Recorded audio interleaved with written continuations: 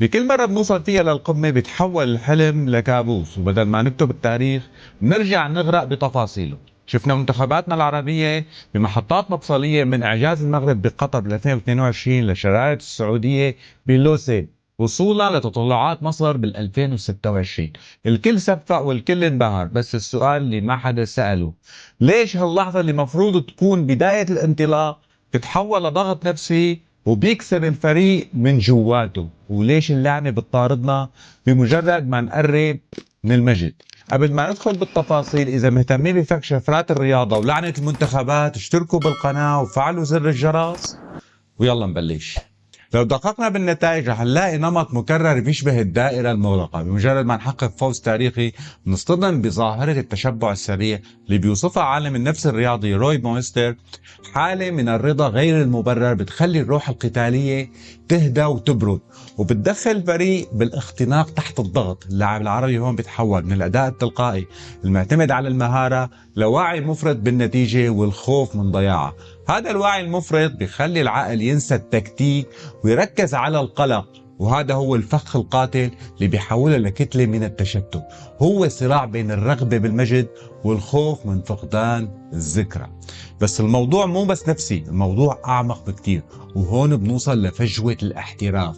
شوفوا لاعبين مثل حكيمي ومحمد صلاح، هدول ما وصلوا للعالمية بالصدفة، وصلوا لأنه اندمجوا بنظام بيتعامل مع جسد اللاعب كآلة دقيقة.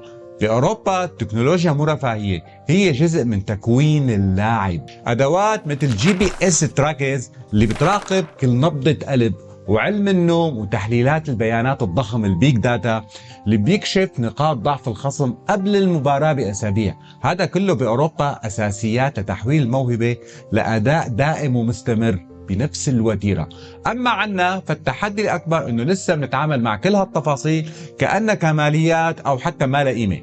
نحن بنحكم على اللاعب من مهارته بالقدم، وأوروبا بتحكم عليه من مؤشراته الحيوية. هذا النقص بيظهر بوضوح بعقدة ال90 دقيقة. شوفوا مباراة مصر مع الأرجنتين بمونديال 2026، هاي اللي صارت وصار عليها قصة كتير كبيرة. اللعبة كانت ماشية بتكتيك دفاعي محكم، ومنتخب مصر الفراعنة كانوا الأقوى والأخطر. بس بمجرد ما شافوا تحركات ميسي المدروسة بآخر ربع ساعة بالمباراة، تحول التركيز من خطة المدرب لرهبة الاسم. الخوف دخلهم بحالة شلل ذهني، وفوق الأخطاء التحكيمية زادت من تشتتهم بدل ما يركزوا على التكتيك. مظبوط، الحكم كان عنده أخطاء كتير تكتيكية، بس نحن كنا لازم ما نفقد تكتيكنا بالمباراة. والنموذج الأكثر إثارة للجدل هو المنتخب السعودي بال 2022. العالم كله وقف مذهول قدام معجزة لوسيل لما أسقط الأخضر بطل العالم قوام من التراجع، وكأنه النشوة لتلت الفوز خدرت الفريق بالكامل. وهون بيطرح كل مشجع سؤال: ليش؟ الإمكانيات المادية للمنتخب السعودي بمونديال قطر، مونديال أمريكا، كانت ولا تزال من بين الأضخم عالميا. نحن هون عم نحكي عن ميزانيات مفتوحة، معسكرات بأرقى المنشآت، وأحدث تقنيات الطب الرياضي. بس السؤال اللي بيفرض نفسه: هل المال وحده بيصنع المجد بكرة القدم؟ الحقيقة الصادمة هي أن وجود الإمكانيات بدون منظومة إدارية شفافة هو هدر للموارد. بأروقة المنتخب السعودي كانت الفجوة عم تتسع، فجوة ما بتتعلق بمهارة اللاعبين بل بانقطاع الاتصال بين الكادر الإداري والمدرب واللاعبين. اللاعب بيدخل الملعب وهو محمل بضغوط إعلامية وجماهيرية هائلة، بينما الكادر الإداري هو بوادي تاني، مثل ما بيحذر المحلل الرياضي سيمون كوبي بكتابه سوكرنوميكس: الإدارة الناجحة بكرة القدم ما بتعتمد على الإنفاق بقدر ما بتعتمد على اتخاذ القرار العقلاني. شفنا كيف دخل المنتخب السعودي مونديال 2026 بضجيج إعلامي بيسبق أداؤه، بس التناقض كان صارخ.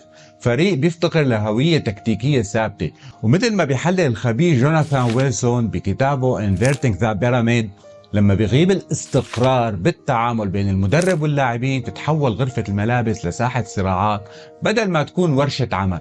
المشكلة مو انه اللاعب السعودي اقل شأن من غيره، المشكلة انه نحن بنمتلك سيارة فورمولا 1 بقودها شخص يا دوب مبتدئ بالسواقة. وهلأ إذا حكينا عن لعنة الوصول لازم نوقف وقفة طويلة عن تجربة المنتخب المغربي بمونديال 2022. كلنا عشنا حلم أسود الأطلس اللي وصلوا للأربعة الكبار بمونديال قطر، كان إنجاز هز العالم. بس بعد ما انطفأت أضواء قطر بدأ السؤال الحقيقي يطرح نفسه: هل كان هذا الإنجاز بداية عصر ذهبي ولا مجرد فقاعة مؤقتة انفجرت مع أول احتكاك بالواقع بال 2026؟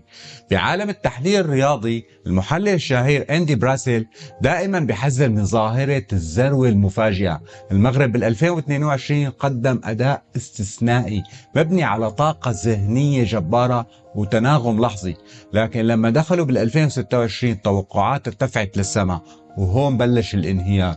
الفقاعة ما كانت بمهارة اللاعبين، الفقاعة كانت بتوقع استمرار المعجزة بدون تطوير النظام اللي هو السيستم اللي بيدعمها. المحلل مايكل كوكيس بيشوف انه المنتخبات اللي بتفاجئ العالم بتصطدم بعامل التكيف.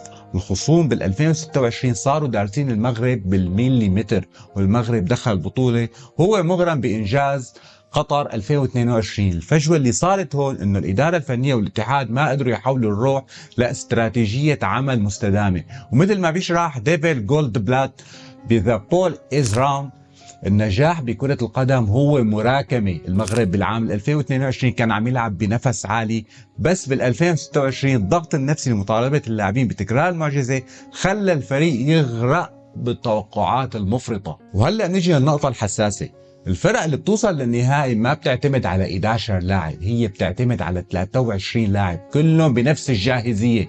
منتخباتنا العربية مجرد ما ينصاب نجم واحد المنظومة كلها بتنهار، لأننا نعتمد على موهبة الفرد مو على تكامل المجموعة.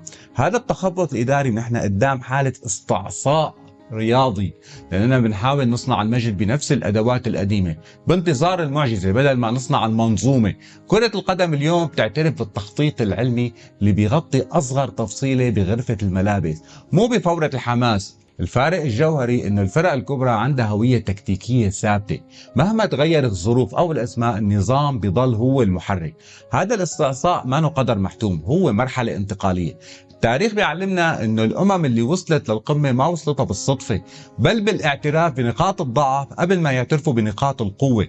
نحن محتاجين نتحرر من سلطة الاسماء اللي بتكتب لنا، وندرك انه كرة القدم هي علم بيانات ونظام غذائي واعداد نفسي واستقرار اداري طويل الامد، مو مجرد عواطف نرميها بالملعب. المطلوب مو انه نوقف الحلم، المطلوب انه بدنا نبني ارضيه لهالحلم.